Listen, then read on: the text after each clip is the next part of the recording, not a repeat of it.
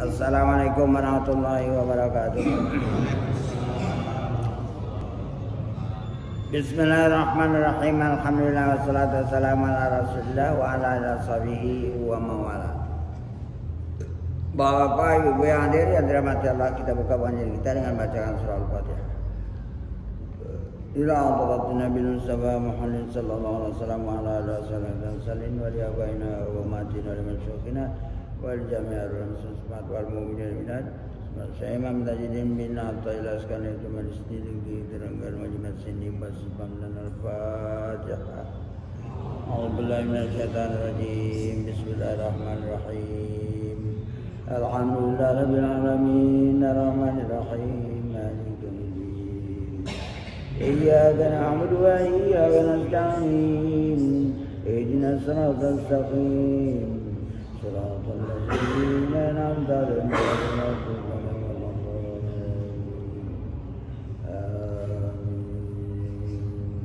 Ini kajian kita halaman 14. 5 baris dari bawah. Judulnya mengubah pekerjaan, menunggu selesai daripada pekerjaan dirubah. Arti dirubah ini untuk besok kita kerjakan. Itu adalah termasuk dari kurang akal pada dirimu. Jadi maksudnya di sini pekerjaan yang kita hadapi pada hari itu jangan tunggu, jangan tunda, jangan dirubah. Sebab besok akan berhadapan dengan tugas dan kerja lain lagi. Yang waktunya itu juga, jamnya ya sekian jam juga. Kalau nanti kita borong 2 hari untuk kita kerjakan 1 hari, itu nggak mungkin waktunya akan terlaksana dengan bagus. Kalaupun dikerjakan itu pekerjaannya nggak beres karena mau cepat, tidak rapi dia. Nah, kita baca penjelasan dia. Berkata Imam Tajidin bin Abdul Askandari, i'alatu kal a'mali ala wujudil faraghi min wujudi ra'unatin nufusi. Engkau memindahkan akan segala amal, segala pekerjaan. Amal yakni ibadat, pekerjaan yang berkaitan dengan urusan dunia. Menunggu memperoleh selesai daripada pekerjaan atau amal itu. Kalau menunggu-nunggu, menanti-nanti, itu adalah sebagian daripada tanda kurang akal segala dirimu. Jadi pekerjaan yang kita hadapi itulah yang harus dilaksanakan. Apakah dia amal untuk akhirat, untuk ibadah, atau amal pekerjaan yang berkaitan dengan kehidupan dunia. yakni apabila ada hamba itu talabus,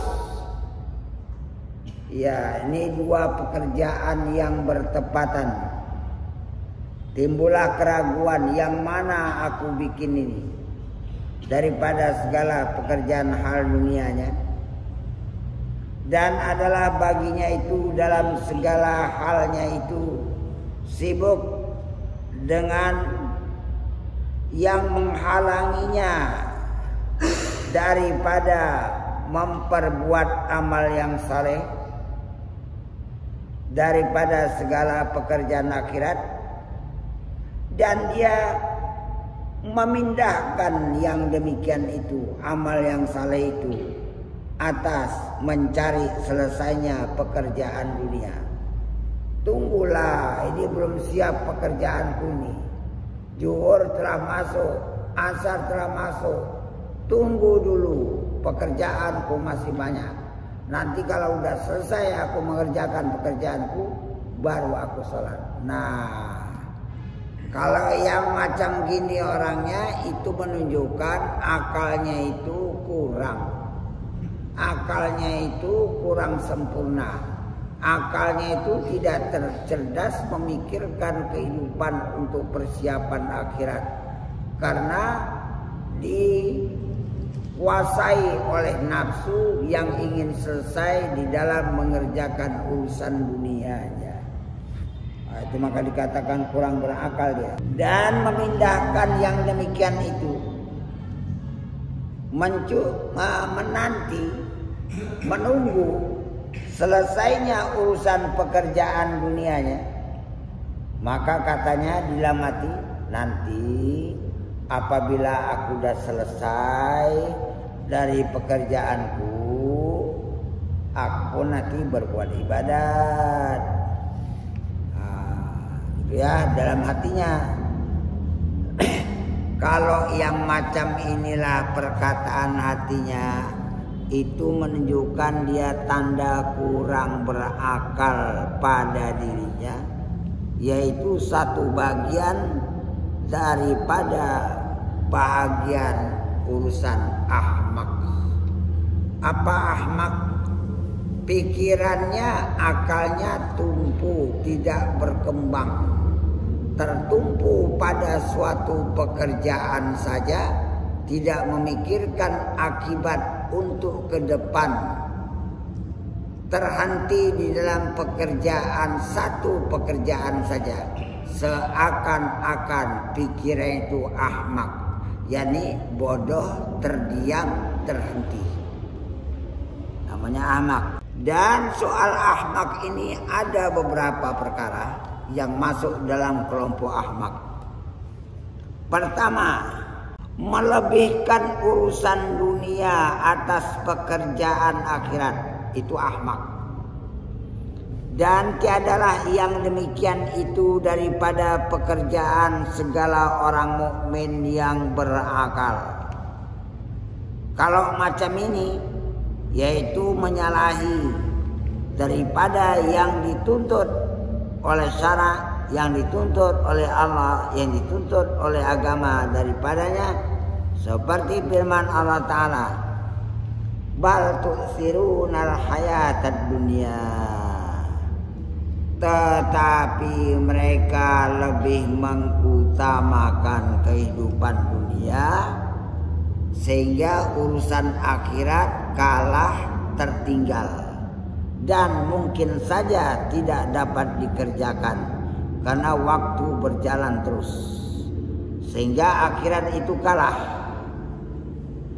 Sedangkan akhirat itu menurut nilai Allah, wal akhiratu khairu wa abqa, dan akhirat itu sebenarnya lebih baik dan lebih kekal untuk dirinya, diri orang beramal itu. Sebab dunia itu akan ditinggalkan, kehidupan dunia akan selesai, badan kita juga akan mati. Yang kita hadapi adalah kehidupan akhirat. Apa persiapan batin kita, jiwa kita berhadap setelah keluar dari jasad, setelah terpisah dengan alam dunia? Sementara persiapan untuk akhirat tidak kita buat. Nah, kalau mau berjuang memperbaiki, ya di dunia ini. Kalau macam ini kita buat, kita termasuk orang yang ahmak namanya. Artinya orang yang kurang akal. Itu yang pertama. Yang kedua masuk dalam kelompok ahmak, yaitu melambatkan, menunda-nunda amal, menunggu selesai, sibuk daripada urusan dunia. Terkadang tidak didapat selesainya, sebab urusan dunia itu akan terus bersambung. Maka datanglah maut sebelum demikian menyelesaikan tugas akhirat itu, atau bertambah istighal, bertambah sibuknya Karena bahwasanya kesibukan dunia itu adalah membawa kepada bersambung antara sebagian kepada sebagiannya.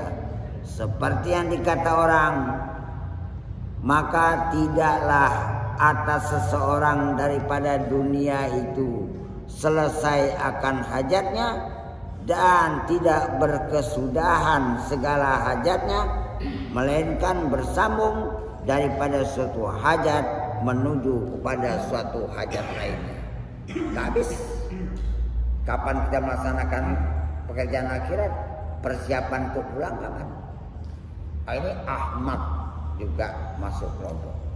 Yang ketiga, masuk ke dalam kelompok Ahmad. Jikalaupun telah selesai ia daripada pekerjaannya, ada pula hatinya tak yakin kepada kehendak Allah atas yang dikehendakinya pada dirimu. Dan kalau macam ini keyakinannya, dhaif, lemahlah niatnya di dalam menghasilkan amal bekal untuk akhirat. Maka di dalamnya itu termasuk daripada mendakwa dia selamat nanti di akhirat. Wah, ini ahmak. Sedangkan tugas-tugas yang diwajibkan oleh agama dilalaikannya, menganggap pula nanti aku masuk surga. Pekerjaan untuk menjumpai Allah belum jumpa. Mendekatkan hati kepada Allah belum bisa dekat. Memisahkan hati dari dunia belum bisa terpisah. Gambaran dunia senantiasa terikut di dalam hati. Macam mana kau bisa berhadap kepada Allah waktu sholat, sedangkan dunia itu masih ada terikut di dalam hatimu? Kau menganggap kau nanti masuk surga bertemu dengan Allah di akhirat, itu dunia itu masih ikut di hatimu. Ini akibat daripada ahmak tadi. Dan melihat hawa nafsunya, dan melihat haula dan kekuatannya. Aku mampu, aku bisa berbuat. Kalau macam ini masih dia punya haula dan kuwata, itu jelas bahwasanya dia mempunyai kudrat dan iradat. Kalau dia menganggap dirinya punya kudrat dan iradat, tidak diragukan lagi bahwa dia masuk di dalam kelompok syirik khafi. Itulah dia perihal hidupnya. Kalau macam ini setiap hari bagaimana? Apa yang wajib bagi hamba? Dan yang wajib bagi hamba itu bahwa dia memilih untuk menyegerakan segala amalnya sebelum datang tiba-tiba masa ajal kematiannya. Dan hendaklah dia tawakal terus menyerahkan diri zahir dan batinnya kepada Allah.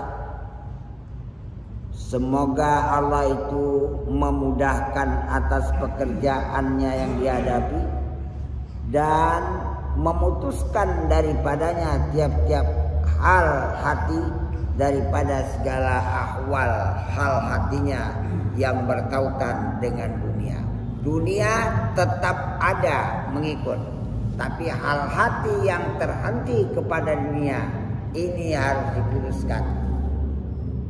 Tapi hati itu harus disambung dia kepada berhadap kepada Allah, supaya jangan terhenti kepada dunia yang dihadapi oleh hatinya itu. Memang badannya di dunia, berhadapan dengan pekerjaan dunia, tapi hatinya kepada Allah. Itulah latihan di dalam sholat. Kalau nanti kita baca nanti udah halaman 100 dia. Wah, kalau itu hampir semua barangkali sholat orang gak diterima. Ini kan masih halaman 15. Ngeri kali cerita ini. Bukan dianggap-anggap ringan, asal sholat, usalli terus assalamualaikum warahmatullahi selesai.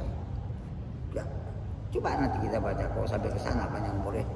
Dan kata Syekh Junaid radhiyallahu an, jangan engkau cenderungkan dirimu dan jikalau senantiasa taat bagimu sekalipun, walaupun pada zahirnya kamu taat pada Tuhanmu. Kenapa gitu? Kalau kau masih memandang dirimu, di dirimu itu ada nafsu.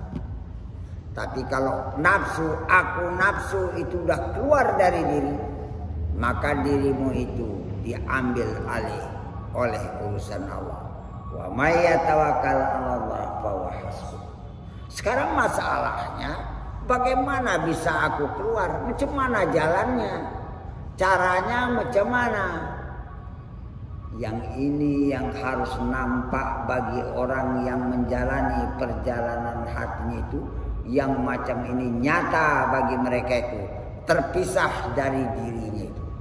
Aku nafsu itu terpisah dari diri, supaya dia nampak dengan batinnya dirinya itu diatur Tuhannya, bukan diatur oleh aku nafsu yang ada di diri. Itulah sebenarnya yang dikatakan pakaian tawakal. Aku serahkan diriku pada diriku ini. Coba perhatikan kalimat itu. Aku serahkan diriku kepadamu ya Allah. Pada diri kita ini, macam mana kau menyerahkannya? Apa yang kau serahkan? Mana kaunya, mana dirimu? Dia harus terpisah. Bagi orang yang mengerti perjalanan dia nampak perpisahan itu. Bukan hanya sekedar ucapan tawakal Tuhan Allah. Tidak, itu ucapan lidah. Tapi praktek dari penyerahan itu belum betul. Ini bagi orang yang mengerti perjalanan ini nampak itu. Kau gak tawakal, ucapan kau aja tawakal.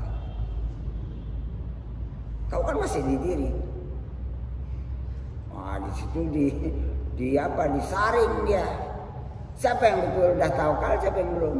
Kalau sudah tawakal gimana? Diupayakan jangan masuk ke dalam dirinya lagi.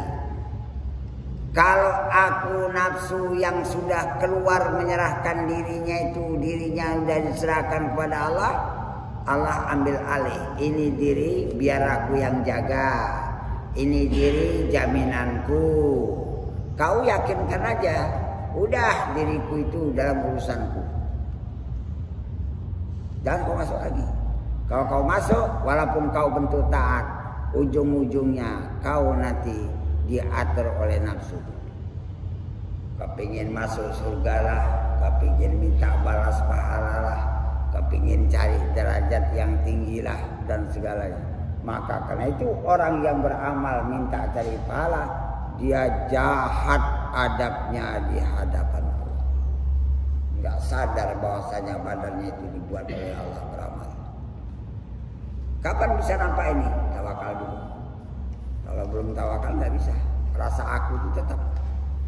Dan kata Syekh Hasan radhiyallahu an, jangan engkau lambatkan taat daripada satu waktu pun. Maka satu waktu daripada taat itu kita lambatkan, kita sia-siakan, kita tinggalkan, maka engkau nanti akan disiksa dengan luputnya taat itu, atau dengan luputnya yang lainnya daripada yang bertautan dengan taat. Maka bahwasanya bagi tiap-tiap waktu itu ada bahagian yang diminta oleh Allah, yaitu memakai daripada ubudiyah, memakai nilai-nilai kehambaan, supaya hamba itu benar-benar menjadi hamba Tuhan di dalam setiap saat waktu. Apakah dia sedang beribadat atau dia di luar beribadat, yang diminta oleh Allah, kau menjadi hambaku. Fadkhuli fi ibadi, masuklah engkau ke dalam golongan hambaku. Macam mana masuk ke dalam golongan hamba? Kalau nganggap aku hamba Allah, semua bisa. Tapi betulkah kita ini sudah menjadi hamba Allah dengan benar? Itu sifat-sifat Tuhan yang ada pada diri, jangan kita ambil sedikit pun. Kita duduk ini berada di dalam kudrat iradat Allah. Terasa aku duduk? Kalau kau terasa kau yang duduk, berarti kau punya kudrat. Kau belum jadi hamba Allah. Dan kau merasa hidup? Ya, tidak. Badanmu hanya badan mati, saripati tanah. Kau hanya dihidupkan. yakni Allah mendatangkan ruh yang datang dari sisinya, maka kau pun dibuatnya menjadi hidup. Kalau ruh yang datang dari Allah itu dicabutnya, kau kembali kepada badanmu yang asli semata-mata saripati tanah. Dalam tempo waktu yang dekat kau masuk tanah dan hancur. Mana dia hidupmu? Gak ada. Mana penglihatmu yang ada di mata? Gak ada. Mana pendengarmu yang ada ditaruh oleh Allah di telinga?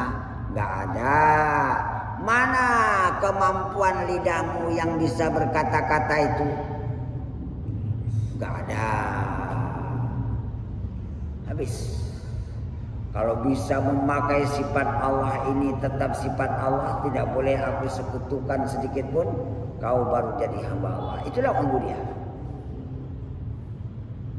Baru kau ubudiyah. Kata-kata yang berkata, Hah? sangat takut kepada makam Tuhan itu Pak, itu di sini. Iya itu. Maka untuk melazimkan ini mutu qabla anta mutu itu harus mapan, mantap dan memang terpakai betul.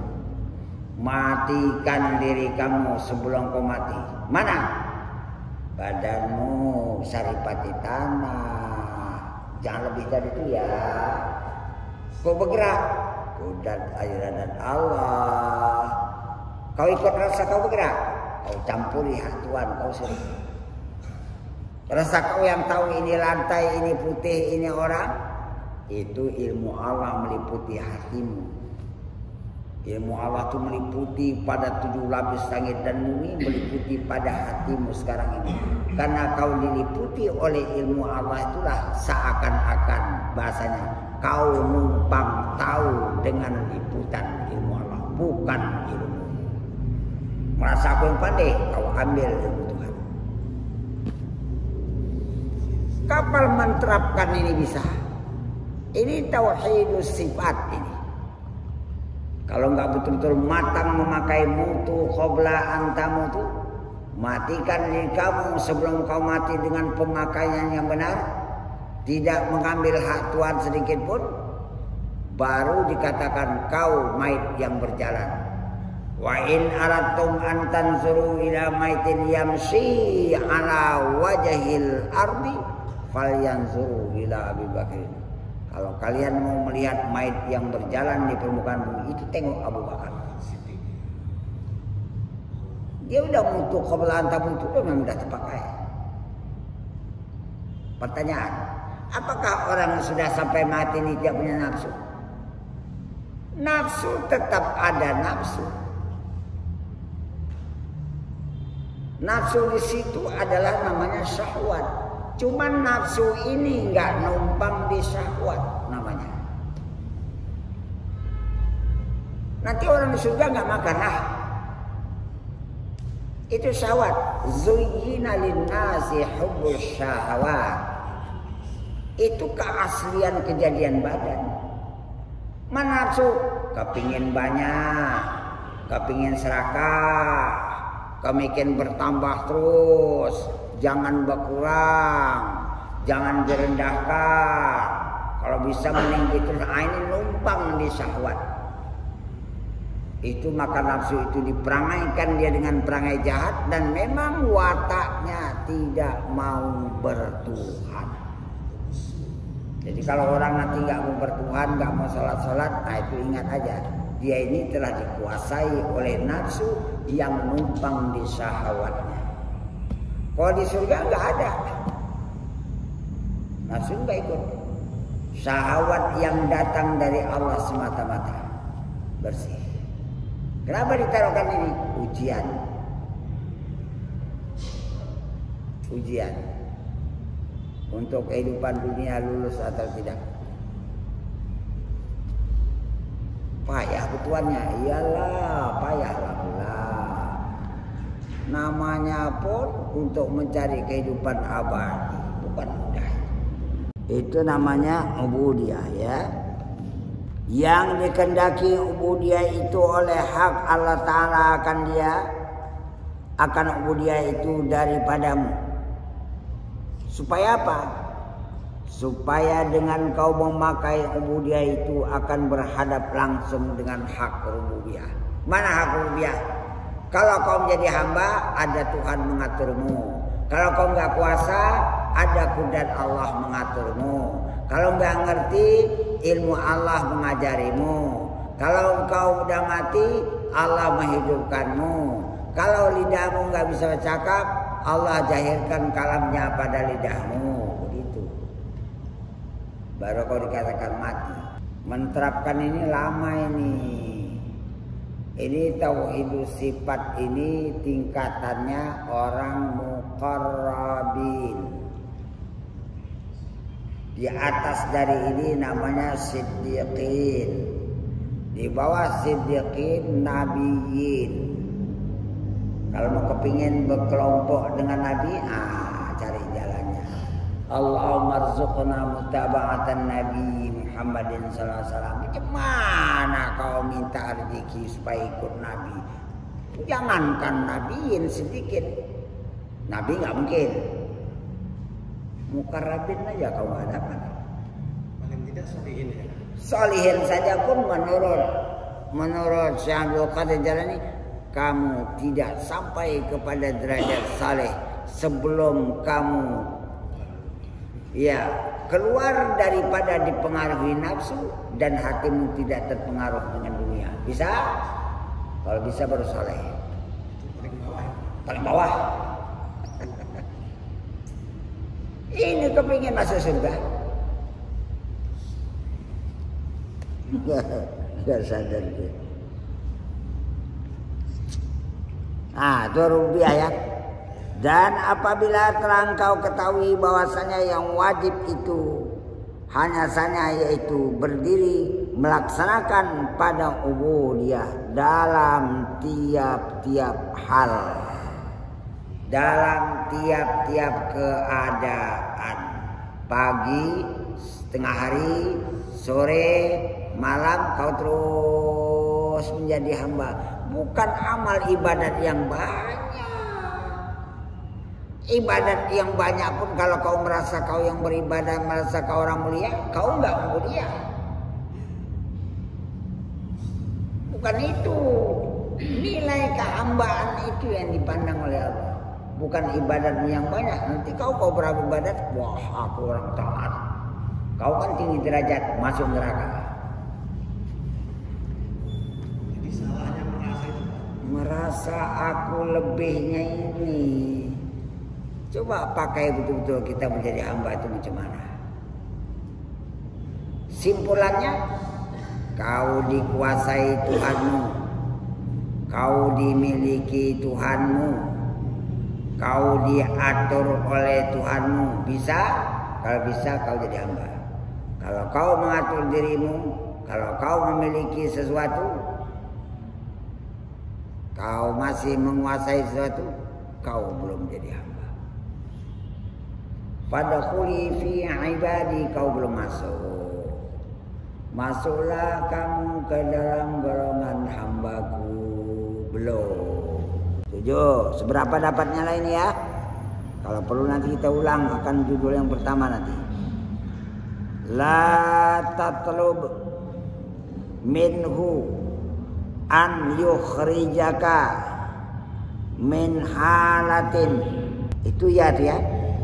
Laisat amaluka fi ma siwa falau aradaka la asta'malaka min ghairi ikhraj. Jangan engkau menuntut daripada Allah supaya Allah itu mengeluarkan akan dikau daripada suatu hal. Kalau kau minta-minta, ya Tuhanku, aku capek kali jadi petani. Ya Tuhanku, aku kerja dari dulu jadi tukang aja. Engkau ubahlah ya Allah hidupku ini. Jangan kau tuntut. Kalau nanti Allah mau mengeluarkan akan dikau, niscaya dikerjakannya akan dikau daripada yang lain, daripada hal yang kau alami itu. Maka jikalau dikendakinya akan dikau, niscaya dikerjakannya akan dikau daripada tiada kau minta supaya kau dikeluarkan daripada hal yang kau alami itu. Tak usah. Apa yang dibuat Allah oleh Allah sempurnakan.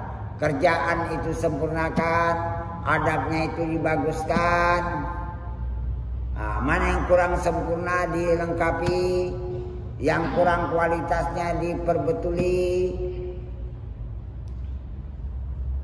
Nanti jadi petani, enaklah orang laut ya. Tiap hari makan ikan baru.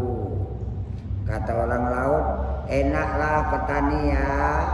Tiap hari makan sayur, makan buah ini. Kami di sini aja tiap hari. Jangan minta keluar, nanti Allah sendiri mengubahnya itu. Ada pengalaman. Ada orang dari Medan mengunjungi keluarganya di Harjingalus. Tengok pakainya berkilat, bergosok, sepatu berkilat. Ini orang Pulau Pinang. Pulan, iya. Awat hang tak bawa adik hang tu kerja ke Medan sana.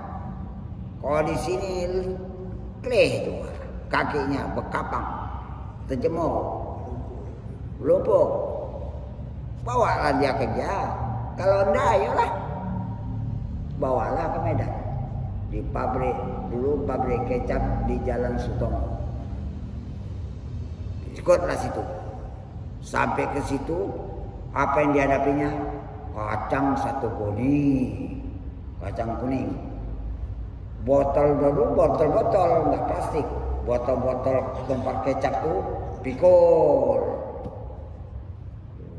Rupanya 3 hari lari dari situ. Jangan minta ubah. Tak sanggup. Kalau disampan gulung kain udah dapat duit ya kan. Walaupun kain berjemur, walaupun berjemur dia dapat duit. Jangan minta ubah, Allah sendiri nanti mengubahnya. Kita teruskan ya.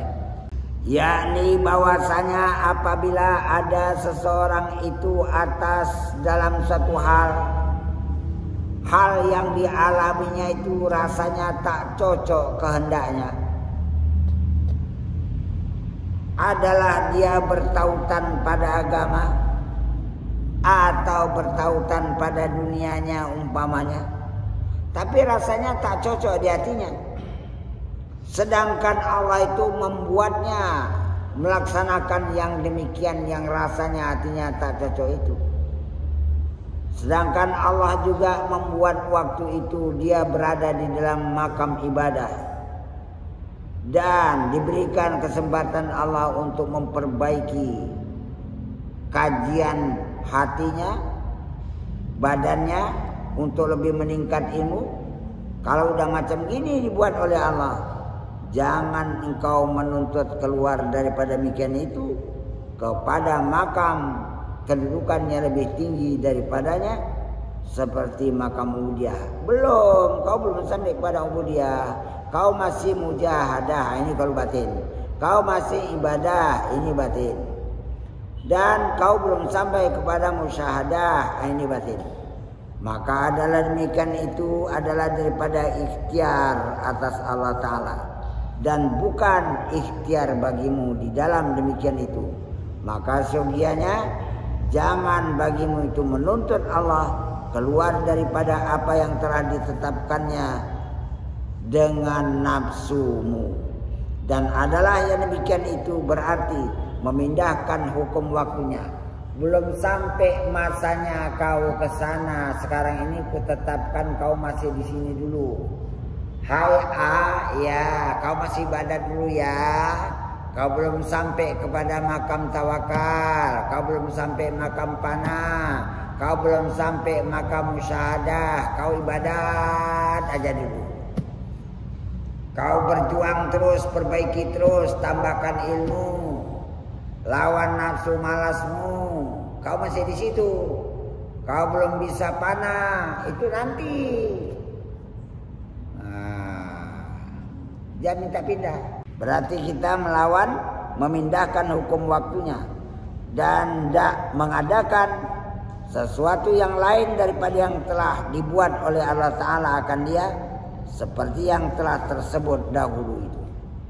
Dan telah menceritakan oleh sebagian mereka itu. Bahwasanya adalah dia berkata. Bahwa aku suka jikalau aku meninggalkan asbab. Aku suka kalau aku nggak kerja lagi. Aku cuman ibadat aja. Aku capek dah cari makan siang malam. Apalagi ada yang ngasih sama aku makan tiap-tiap hari. Kalau kita 2 bungkus nasi. Aku suka lah macam itu. Dia berdoa, ya Allah ubahlah aku ini. Jangan aku kerja keras lagi. Kalau ada orang yang masih makan aku pagi sore, aku sedih sajadah aja. Aku ibadat aja. Enggak lagi aku kerja-kerja. Rupanya dikabulkan Allah. Supaya aku bisa istirahat katanya. Dikabulkan Allah. Mana? Tertuduhlah dia dalam suatu pekerjaan terikut-ikut. Tujuannya meninggalkan asbab cari makan, kepingin sajadah aja makan pagi sore. Tertuduh, akibat tertuduh tadi terikut masuk penjara. Lama pula di penjara. Kita ringkaskan aja lah gitu aja ceritanya. Nah, masuk penjara. Udah masuk penjara? Habis? Habis? Oh, ada akan datang seperti ini ya. Sekian saja. Assalamualaikum warahmatullahi wabarakatuh.